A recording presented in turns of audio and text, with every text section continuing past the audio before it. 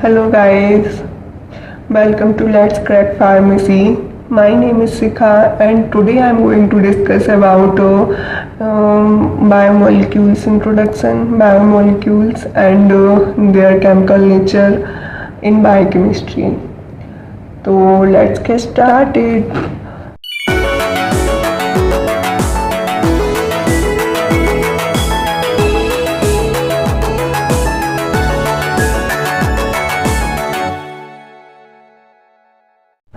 Biochemistry is the science concerned with the molecules present in living organism.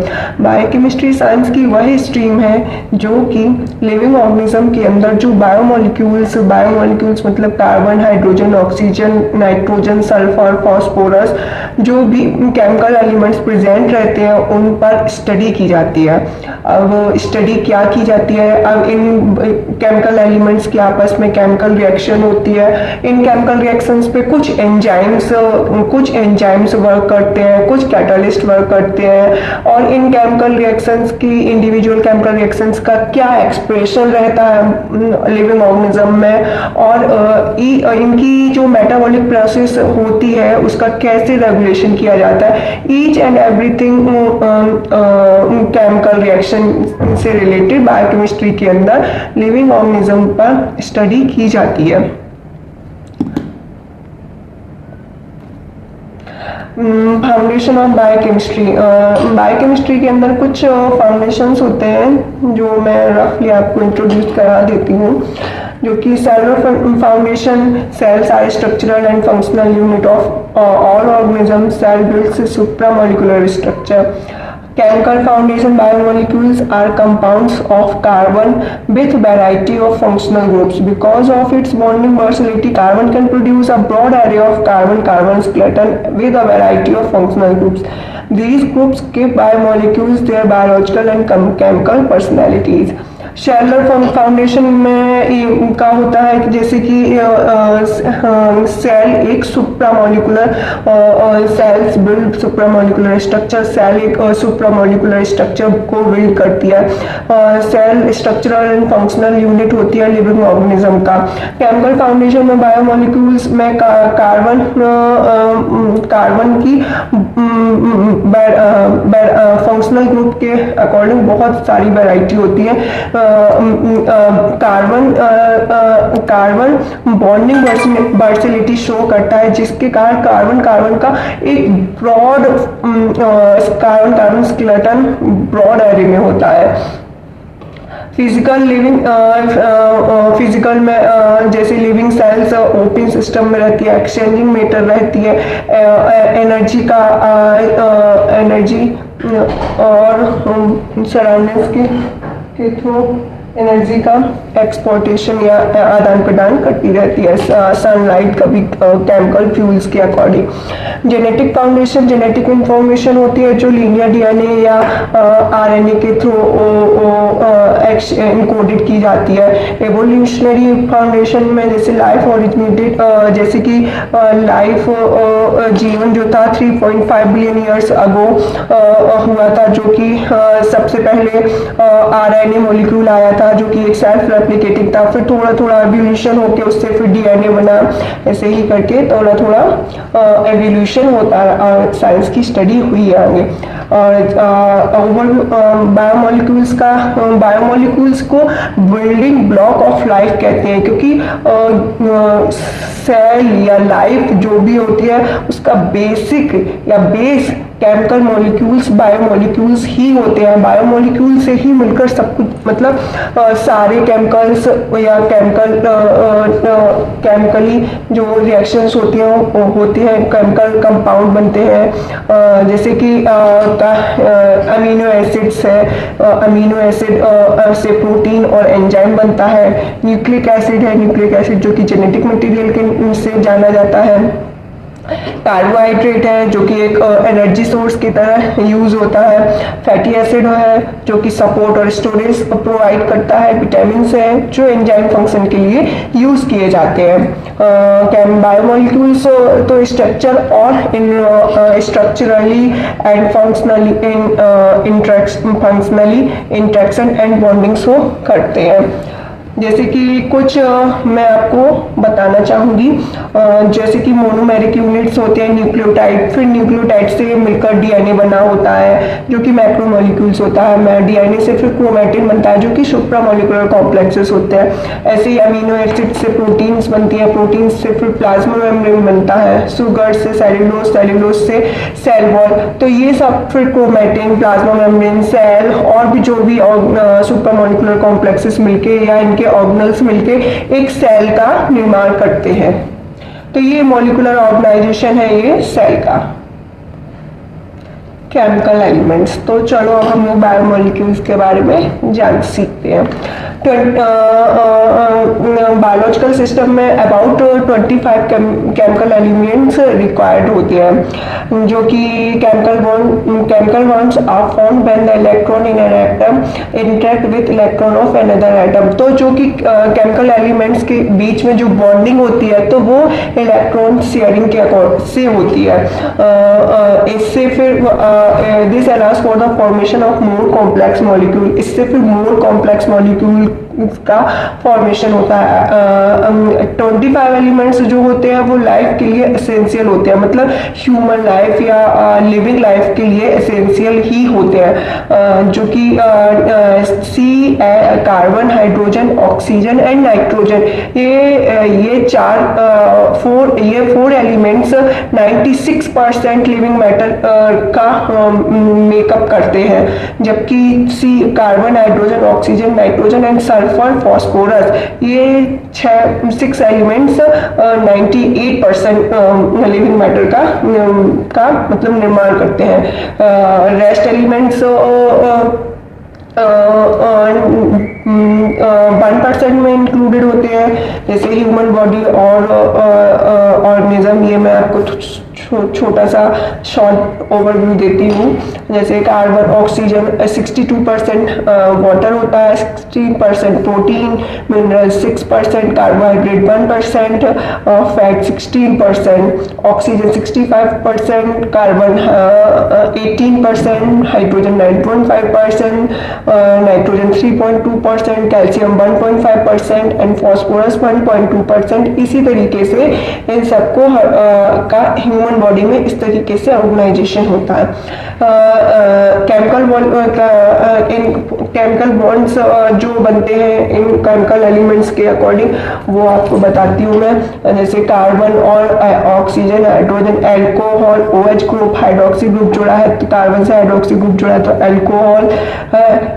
Carbon CHO, aldehyde group COC, ketone group COOH, acid NH2 amino, NH2CO, NH2CO, urea.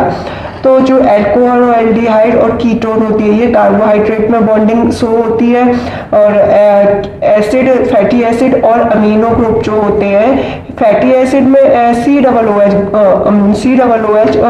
Group show होता है, जबकि amino acid में fatty COOH and amino acid and amino दोनों group show होते हैं amino acids में।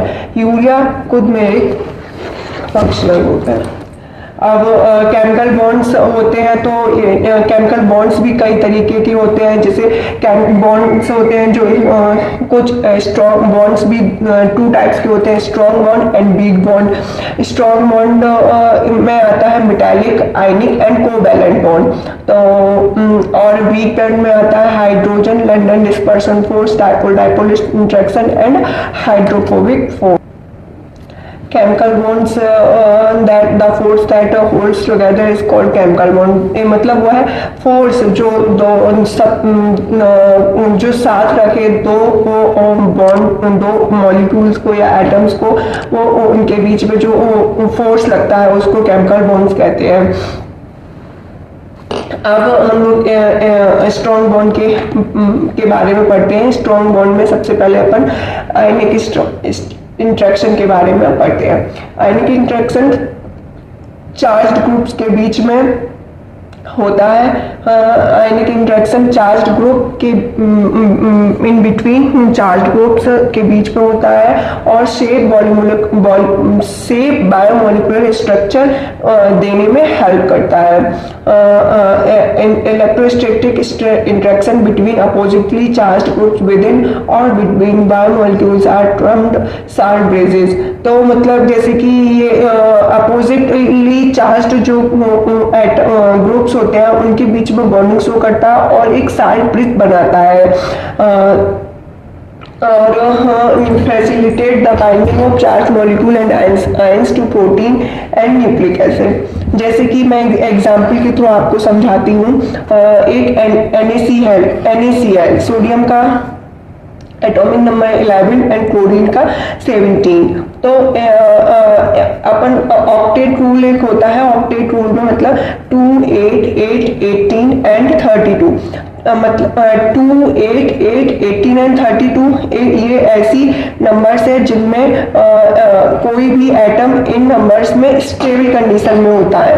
तो जैसे कि सोडियम के पास 2 एंड 8 एक इलेक्ट्रॉन एक्स्ट्रा है उसके ऑक्टेट को पूरा करने के लिए एक इलेक्ट्रॉन एक्स्ट्रा है। और क्लोरीन के पास 2, 8, 7 इसके पास एक इलेक्ट्रॉन की कमी है अपने ऑक्टेट को पूरा करने के लिए। अब कोई भी सोडियम हो या क्लोरीन हो ये दोनों आपस में इंटरेक्शन करके अपने अपने ऑक्टेट को कंप्लीट करके स्टेबल होना चाहते हैं। तो ये दोनों एक दूसरे को आपस में इलेक्ट्रॉन का शेयरिंग करके स्टेबल हो जाएंगे और अपने अपने ऑक्टेट को पूरा कर लेंगे। सोडियम के पास एक इलेक्ट्रॉन ज्यादा है और क्लोरीन के पास एक इलेक्ट्रॉन की कमी है तो सोडियम एक इलेक्ट्रॉन क्लोरीन को दे देगा और दोनों स्टेबल होकर अपने अपने ऑक्टेट को पूरा कर लेंगे और ऐसे कंप्लीट इलेक्ट्रॉन का ट्रांसफर कर देगा और साल्ट ब्रिज का निर्माण कर लेगा या फिर मतलब आयनिक इंटरेक्शन शो करेगा क्योंकि इनमें आयंस का Na+ एंड Cl- यहाँ पे आयंस का इंटरेक्शन शो होता है इसलिए इसको आयनिक इंटरेक्शन के नाम से भी जानते हैं। अब हम लोग सेकेंड नंबर के बॉन्डिंग पे आते हैं जिसको कोवैलेंट बॉन्ड कहते हैं। ये सबसे स्ट्रॉन्गेस्ट फोर्स होता है जो कि मॉलिक्यूल्स को आपस में बांधे रखता है, कनेक्ट किए रहता है by the sharing of 2 electron और मोर इलेक्ट्रॉन। इस मतलब आयनिक इंटरेक्शन में अपन लोगों ने ऑक्टेट रूल को फॉलो किया था। इसमें एक या दो इलेक्ट्रॉन या इससे ज़्यादा भी इलेक्ट्रॉन की शेयरिंग होती है और ये सबसे स्ट्रॉन्गेस्ट फोर्स होता है। और इस polar covalent bond arise when 2 atoms of different electron negativity shares 2 electron unequal. मतलब पोलर कोवैलेंट बॉन्ड तब बनता है जब 2 अनइक्वल 2 इलेक्ट्रॉन्स की अनइक्वल शेयरिंग होती है और जब नॉन पोलर कोवैलेंट जब बनता है जब इसमें इलेक्ट्रॉन्स की इक्वल शेयरिंग होती है बिटवीन 2 एटम्स। मतलब जब 2 एटम्स के बीच अनइक्वल इलेक्ट्रॉन्स की शेयरिंग होती है तो पोलर कोवैलेंट बॉन्ड बनता है और जब 2 एटम्स के बीच में इक्वल इलेक्ट्रॉन की शेयरिंग होती है तो नॉन पोलर कोवैलेंट बॉन्ड बनता है। अब इलेक्ट्रोनेगेटिविटी क्या होती है? इलेक्ट्रोनेगेटिविटी मतलब इलेक्ट्रॉन लविंग मतलब इलेक्ट्रोनेगेटिविटी मतलब power to pull the electron. मतलब किस एटम की इलेक्ट्रॉन की पावर अपनी तरफ इलेक्ट्रॉन को खींचने की अधिक है उस मतलब power to pull the electron simply सबसे ज्यादा फ्लोरीन की होती है और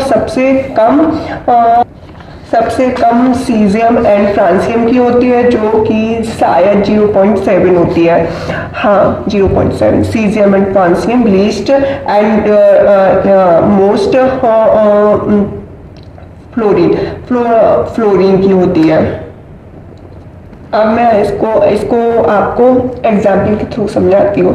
जैसे कि H2O वाटर इसमें वाटर नॉन पोलर होता है क्योंकि इसमें unequal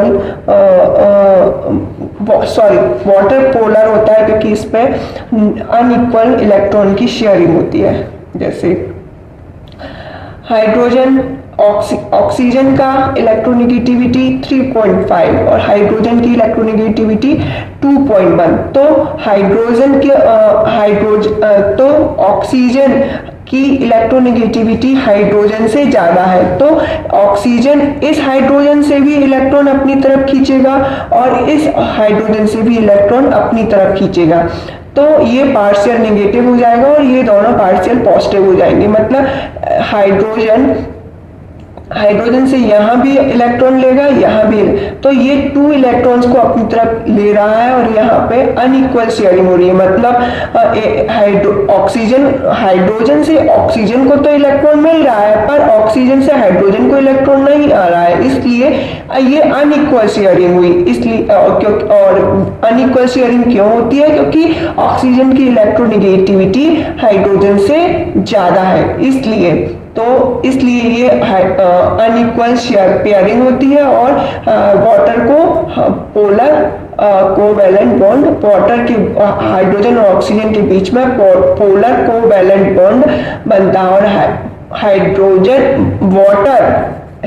H2O polar in nature होता है।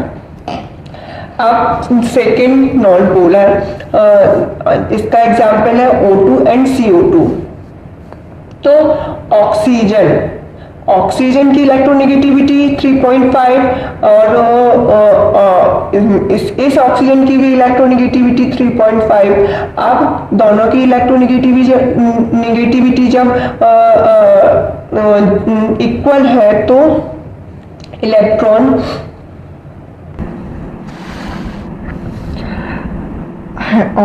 इससे ऑक्सीजन ये वाला ऑक्सीजन अपनी तरफ इलेक्ट्रॉन खींचेगा और ये ऑक्सीजन अपनी तरफ इलेक्ट्रॉन खींचेगा, जिससे इक्वल इलेक्ट्रॉन की शेयरिंग इक्वल होगी और इसलिए ये नॉन पोलर होगा। CO2 में भी इस साइड ऑक्सीजन, इस साइड भी ऑक्सीजन। तो कार्बन से ऑक्सीजन की इलेक्ट्रॉन्स को पुल करने की पावर जो है दोनों साइड इक्वल है, तो दोनों साइड इक्वल फोर्स लगेगा कार्बन से इलेक्ट्रॉन को अपनी तरफ पुल करने में, इसलिए यहाँ पर भी इक्वल पेयरिंग होगी और दोनों नॉन पोलर इन नेचर होंगे। अब आते हैं हम लोग तीसरे स्ट्रॉन्गेस्ट बॉन्ड पे, मेटालिक बॉन्ड। इसको कोऑर्डिनेट बॉन्ड और डायरेक्शन बॉन्ड भी कहते हैं। ये कोवैलेंट और आयनिक बॉन्ड का मिक्सचर होता है, मतलब कोवैलेंट बॉन्ड और आयनिक बॉन्ड दोनों ही तरीके का शो करता है। ये सॉल्युबल होता है वाटर में, boiling and melting point. Metallic bond is the sharing of many detached electrons between any positive ions where the electrons act as a glue, giving the substrate a definite structure. अब हम लोग week bonds के बारे में पढ़ते हैं। Week bonds में सबसे फर्स्ट अपन लोग हाइड्रोजन बॉन्ड पढ़ते हैं। Hydrogen bonds are relatively week.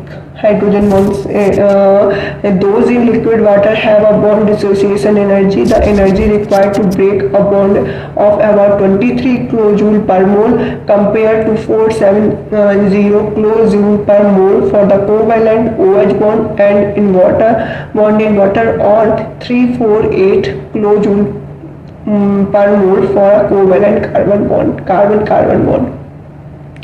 मतलब जैसे कि hydrogen bond relatively weak in nature होते हैं और लिक्विड वाटर में हाइड्रोजन बॉन्ड्स की लिक्विड वाटर में dissociation energy about 23 kilojoule per mole होती है, जो कि स्ट्रॉन्ग बॉन्ड के कंपैरिजन में बहुत ही कम होती है। कोवैलेंट बॉन्ड में 470 किलोजूल पर मोल होती है और कोवैलेंट कार्बन बॉन्ड के बीच में 348 किलोजूल पर मोल होती है। हाइड्रोजन बॉन्ड तब बनता है जो FON से कनेक्टेड हाइड्रोजन हो, वही केवल हाइड्रोजन बॉन्ड बनाने में मतलब पार्टिसिपेट करता है।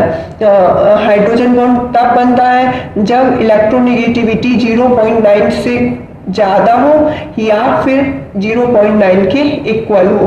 अब FON ही क्यों से ही कनेक्टेड केवल हाइड्रोजन क्यों हाइड्रोजन बॉन्ड में पार्टिसिपेट करता है, इसका रीज़न ये है कि हाइड्रोजन फ्लोरीन की इलेक्ट्रोनेगेटिविटी 4.0 होती है और हाइड्रोजन की 2.1 होती है। इन दोनों का अगर सब्सट्रैक्शन करते हैं तो 1.9 आती है, इलेक्ट्रोनेगेटिविटी 1.9 आती है। और delta E electronegativity change oxygen की 3.5 होती है, हाइड्रोजन की 2.1 होती है जो कि 1.54 होती है। नाइट्रोजन की 3.0 होती है और इसकी हाइड्रोजन की 2.1 होती है जो कि सब्सट्रैक्शन के बाद 0.9 आती है। कार्बन की 2.5 होती है, हाइड्रोजन की 2.1 होती है जो कि सब्सट्रैक्शन के बाद 0.4 आती है। तो इसमें हाइड्रोजन बॉन्ड बनाने के लिए कंडीशन ही यही है कि इलेक्ट्रोनेगेटिविटी या तो 0.9 से ज़्यादा हो या 0.9 के इक्वल हो। तो 0.9 से ज़्यादा फ्लोरीन की, ऑक्सीजन की और नाइट्रोजन की 0.9 से इक्वल है, जबकि कार्बन की 0.9 से कम है। इसलिए केवल FON ही हाइड्रोजन बॉन्ड बनाने में पार्टिसिपेट करते हैं, क्यों से FON से जुड़ा हाइड्रोजन ही केवल हाइड्रोजन बॉन्ड बनाने में पार्टिसिपेट करता है। हाइड्रोजन बॉन्ड की स्ट्रेंथ जो होती है डेल्टा इलेक्ट्रोनेगेटिविटी के डायरेक्टली प्रोपोर्शनल होती है और स्ट्रॉन्गेस्ट हाइड्रोजन बॉन्ड 180 डिग्री पर ही बनता है। अब स्ट्रॉन्गेस्ट हाइड्रोजन बॉन्ड 180 डिग्री पर ही क्यों बनता है, इसका रीजन ये है, जब एक हाइड्रोजन ऑक्सीजन से जुड़ा हाइड्रोजन फिर ये और H2O मॉलिक्यूल, एक ही H2O मॉलिक्यूल, इन दोनों के बीच में जब ये हाइड्रोजन बॉन्ड होगा तो ये 180 डिग्री का एंगल बनता है। तो ये सबसे स्ट्रॉन्गेस्ट बॉन्ड होता है। जबकि एक हाइड्रोजन मॉलिक्यूल ये है, एक हाइड्रोजन मॉलिक्यूल ये है, तो जब इन दोनों के बीच में ये हाइड्रोजन बॉन्ड बनता है तो ये हाइड्रोजन और ये पहले मॉलिक्यूल H2O मॉलिक्यूल का हाइड्रोजन और दूसरे मॉलिक्यूल के का हाइड्रोजन इतने पास आ जाएगा कि दोनों आपस में स्टेरिक हिंड्रेंस शो करने लगेंगे। इसलिए ये बॉन्ड स्ट्रॉन्ग नहीं बनता है। केवल 180 डिग्री का हाइड्रोजन बॉन्ड ही स्ट्रॉन्गेस्ट हाइड्रोजन बॉन्ड बनता है। Hydrophobic interaction. Hydrophobic interaction, the tendency of non-polar compounds to self-associate in an aqueous environment.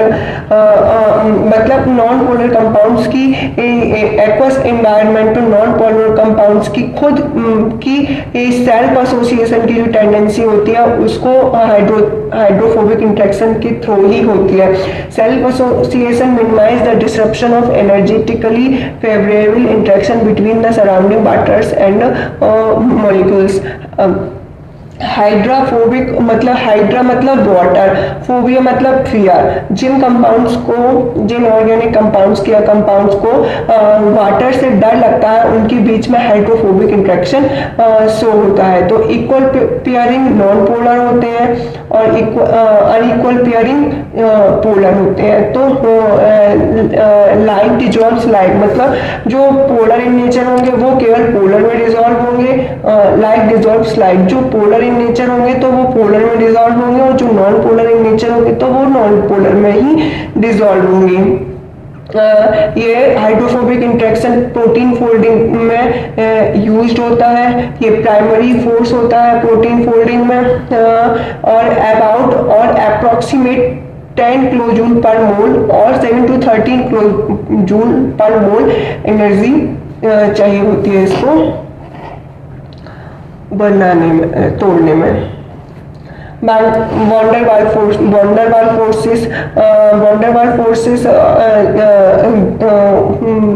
they act over very short distance, typically 2 to 4 angstrom। ये दो electrons दो atoms जो उनके बीच में जो distance लगता है ये बहुत ही शॉर्ट, मतलब बहुत ही कम गैप हो दो एटम्स के बीच में, तब ये बॉन्ड बनता है। सबसे वीकेस्ट फोर्स होता है ये van der Waals फोर्स, सबसे वीकेस्ट फोर्स होता है। टेम्पररी इलेक्ट्रॉन का इम्बैलेंस होता है, ये इम्बैलेंस इलेक्ट्रॉन का क्यों होता है? ये ड्यू टू ब्राउनियन मूवमेंट के कारण इलेक्ट्रॉन जिगजैग पैटर्न में एटम्स के अंदर मूवमेंट करते रहते हैं। तो एक ऐसी कंडीशन आती है जो इलेक्ट्रॉन्स एटम्स के एक कोर पे आ जाते हैं और दूसरे एटम के भी कोर पे आ जाते हैं। तो इनकी, और जब दोनों एटम्स के बीच की डिस्टेंस भी बहुत कम हो तो इनके बीच में टेम्पररी एक बॉन्ड बन जाता है जिसको van der Waals फोर्सेस कहते हैं। डायपोल इंट्रैक्शन एक एटम्स के बीच में बनता है, मतलब ये भी एक तरीके का पार्शियल चेंजेस आते हैं मॉलिक्यूल्स के बीच में, उसी के बीच में बनता है, पर ये परमानेंटली बनता है। जैसे कि लंदन डिस्पर्सन फोर्स में क्या था कि टेम्पररी इलेक्ट्रॉन्स एटम के कोर पे आ जा रहे थे, लेकिन इसमें अगर परमानेंटली इलेक्ट्रॉन का इम्बैलेंस एटम के कोर पे हो जाता है तो ये डायपोल पर इकट्ठे हो जाते हैं। तो दूसरे इलेक्ट्रॉन के ये नेगेटिव हो गया, ये पॉजिटिव हो गया, तो इन दोनों के बीच में अपने आप इंटरेक्शन शो होने लगता है। तो ये एक पोल दूसरे डायपोल से कनेक्ट कर लेते हैं, बॉन्ड बना लेते हैं आपस में, इसको डायपोल इंटरेक्शन कहते हैं।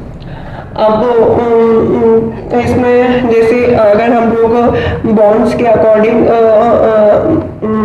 स्ट्रेंथ देखते हैं कि किसकी सबसे ज़्यादा है और किसकी सबसे कम है, तो हम लोग देखेंगे कि बॉन्ड स्ट्रेंथ सबसे ज़्यादा कोवैलेंट बॉन्ड की होती है, फिर उसके बाद आयनिक बॉन्ड की होती है, फिर उसके बाद मेटाइल बॉन्ड की होती है, फिर उसके बाद हाइड्रोफोबिक बॉन्ड की होती है, फिर हाइड्रोजन बॉन्ड, फिर डायपोल इंटरेक्शन, एंड फिर सबसे लास्ट में जिसकी सबसे कम होती है उसको van der Waals फोर्सेस कहते हैं। मतलब लीस्ट जिसकी सबसे कम फोर्स होता है, सबसे कम सबसे वीकेस्ट फोर्स होता है उसको van der Waals फोर्सेस कहते हैं, और जब जो कि और सबसे जो स्ट्रॉन्गेस्ट फोर्स होता है उसको कोवैलेंट बॉन्ड कहते हैं। बॉन्ड्स इन प्रोटीन में जो बॉन्ड बनते हैं वो strong bond and weak bond, strong में कोवैलेंट एंड आयनिक, कोवैलेंट में peptide bond and disulphide bond बनता है, जबकि वीक बॉन्ड में hydrogen bond and hydrophobic bond बनता है।